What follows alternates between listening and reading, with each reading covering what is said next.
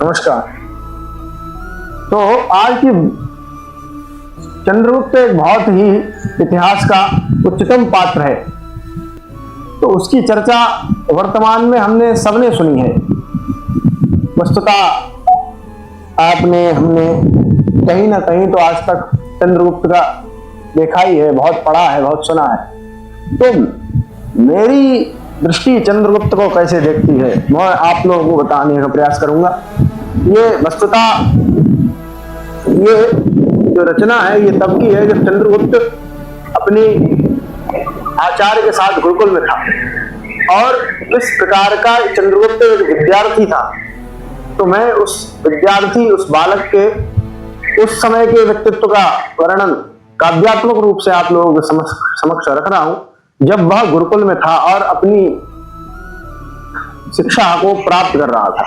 तो कैसा था चंद्रगुप्त कि चंदू था गुरुकुल में ऐसे जैसे होता रति में रतिकर, विद्या व्यसनी था बचपन से, बल तेज में लगता था दिनकर।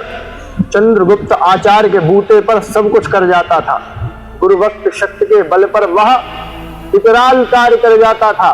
करता भी क्यों ना, उसको तो एक वीर पुरोधा बनना था जो समर भूमि को थर्रा दे। एक ऐसा योद्धा बनना था जो कर दे खंडित दुष्टों को, महिमा मंडित हो जाए जो, तलवार तीर भाले कृपाण सबको समधार चलाए जो वीर अधीर अजेय रहे, रण स्वयं विकट जय घोष करे। वसुधा जिसको निज लाल कहे, माँ काली खुद रण तिलक करे। जो तेज तहार तिहारे तो रणरंग रूप थरथरा उठे, निज का जब शंख बजा दे तो आकाश लोक सुरताल उठे। निज भाग्य गढ़े प्रारब्ध न हो, ऐसा भीतर कोई शब्द न हो। बिजली घनघोर घटा वर्षा या गर्मी घाम के ठंड व्यथा, चाहे ऋतु सब प्रतिकूल रहे पर निज निष्ठा अनुकूल रहे। जीवन को एक कृत्य समझे, सुख दुख को जो अनित्य समझे। जो विकट परिस्थिति आने पर, अति दुखद परिस्थिति आने पर मन को समझाए, धैर्य धरे, ना वह नित्य लड़े ना कभी रुके। जो ना पीछे मुड़कर देखे और वर्तमान में काम करे, अभ्यासशील जो रहे सदा, ना कभी धर्म का त्याग करे। जो तेज चले अभिमान रहित, वीरभद्र संग्राम सहित। जो राष्ट्र धान्य धन से भर दे, जो राष्ट्र को तन मन धन सब दे। जो आर पताका लहराए, शत्रु की छाती चढ़ जाए। गले माला विजय श्री डाले, भारत अखंड जो कर डाले। वह नित्य निरंतर नियति को गढ़ता प्रणाम करता जाता, संग्राम नया होता हर दिन, दृढ़ता से उसे जीत जाता। जब जब उसकी बुद्धि में कोई कुतर्क आ जाता था, चाणक्य तर्क रच देते थे सो वह सुतर्क बन जाता था। जब चंद्रगुप्त दुख में पड़ता या किस विपत्ति में आ फंसता, चाणक्य वहां आ जाते थे, चंदू को राह दिखाते थे। वह हो जाता जब उत्तेजित, चाणक्य धैर्य सिखलाते थे। वह होता था जब क्रोधित, तो वे शांत का पाठ पढ़ाते थे। अरे चंद्रगुप्त अपने पथ से जब अलग विलग हो जाते थे, चाणक्य पकड़कर वहां उन्हें उनका पथ याद दिलाते थे। और चाणक्य समागम चंद्रगुप्त ऐसे जैसे वन माली हो, धरती संग रहता चंद्रभान, पर्वत संग नदियां नाली हो। चाणक्य प्रशिक्षण ऐसा था जैसा होता है तीव्र बाण, लघुएक निरंकुशता से बस जा सकते थे चंदू के प्राण। चाणक्य जो उसे कार्य देते ज्यादातर होते प्राणवार, चंदू कर देता उसे पूर्ण, रखता ना उसमें कुछ विकार। वह नित्य प्रति उस कठिनाई को अपने गले लगाता था, जिसका नाम कान सुनकर नर साधारण डर जाता था।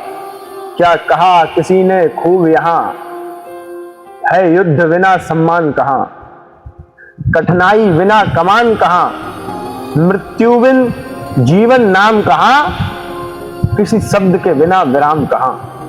जो अड़े नहीं, जो लड़े नहीं, बाधाओं में जो पड़े नहीं, बस सुख की आस में रहता है, वह भी क्या नर हो सकता है? जो धूप घाम में, गर्मी में, जो सूखे में और नरमी में, जो तेज हवा के झोंकों में, आंधी पानी की फाकों में, जो काम करे दिन रातों में, विकट वेग बरसातों में, जो रुके कभी न थमे कभी, निज स्वप्न नयन में लिए सभी, बढ़ता जाए वह ही अनंत हो सकता है। जो पतझड़ में संग्राम करे वह ही बसंत हो सकता है। और जीने को तो जीते हैं सब, जो जीते जी मर सकता है, पर आहुति से पहले जो निज की आहुति दे सकता है। सब कुछ अखंड करने को जो खुद खंड खंड हो सकता है, वह ही अनंत हो सकता है, वह ही अखंड हो सकता है। और खुश जो विपदा आगामी है, खुश दो विपदा आगामी में, भीषण दुख में सुखनामी में, वह ही कुछ सच कर सकता है, स्वर्णिम इतिहास जो रखता है। जो ठंड देख डर जाता है, ना काम कोई कर पाता है, जो गर्मी ना सह पाता है, निज भाग्य बदल ना पाता है। जो युद्ध विरुद्ध विराम लड़ा, ये बड़ी बात है, जो युद्ध विरुद्ध विराम लड़ा, हर दिन जो संग्राम लड़ा, उसके जीवन का नाम हुआ, इतिहास में उसका गान हुआ। धन्यवाद।